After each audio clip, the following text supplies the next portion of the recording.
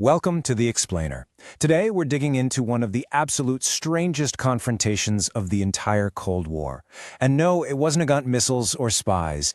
It was about kitchen appliances. Okay, so just take a look at this. The date is July 24th, 1959. And what you're seeing are the leaders of the world's two superpowers, Richard Nixon and Nikita Khrushchev, in the middle of a heated argument, not over nuclear codes, but over the features of a dishwasher. And they're doing it in a model American home that was built right in the heart of Moscow. Wild, right? So you have to be asking, how on earth did we get here? How did a kitchen, of all places, become a Cold War battlefield? Well, to figure that out, we need to rewind a few years, because there was a huge, very deliberate shift in Cold War strategy. The fight was moving from the front lines to the living room. See, after Joseph Stalin died in 1953, the whole conflict kind of evolved. It stopped being just about who had the bigger army or more territory. It turned into a whole new kind of competition, a competition for global image, a battle for the hearts and minds of people all over the world. This new phase really got official with the Lacey-Zarubin Agreement in 1958. Now, on the surface, it was all about promoting mutual understanding, but in reality, it swung the door wide open for something way more strategic. They called it cultural exchange, but really, it was a green light for cultural infiltration. So yeah, while the public was hearing about peace and understanding, the real American goal was a very calculated psychological campaign. The thinking was pretty simple.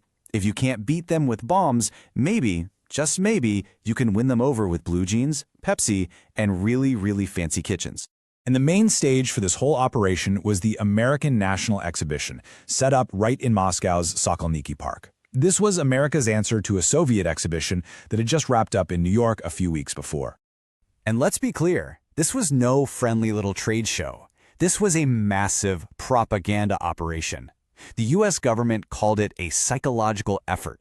It was basically a full-scale invasion of American consumerism, just disguised as a friendly cultural fair. You have to imagine what this was like for the average Soviet visitor. They walked into this dazzling, almost overwhelming world of pure abundance and choice.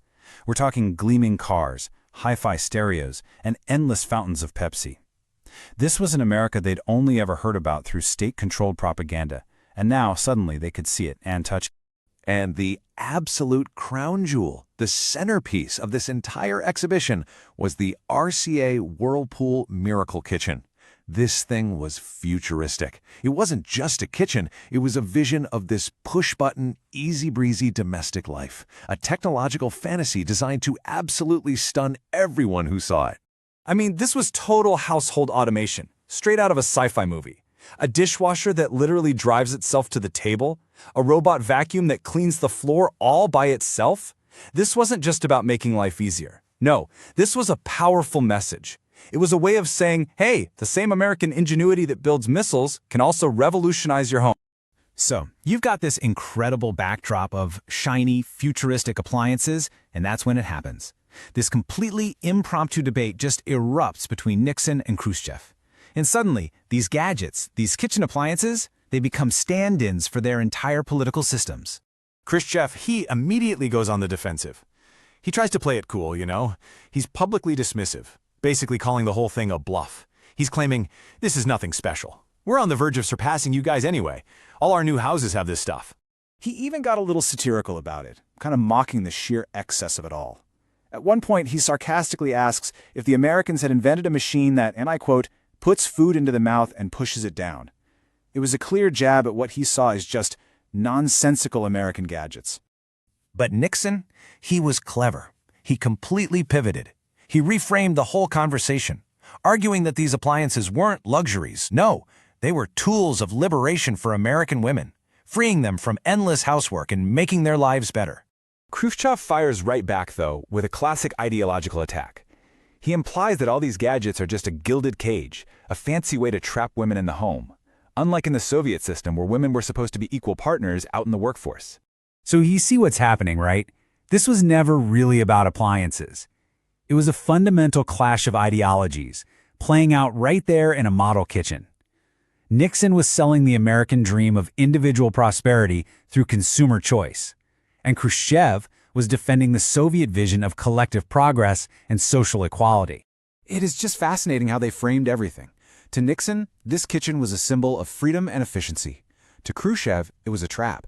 Nixon saw labor-saving marvels, Khrushchev saw silly, nonsensical gadgets. They were both looking at the exact same objects, but seeing completely different worlds. Okay, so after all the arguing and the political posturing, what was the actual impact of this whole bizarre showdown?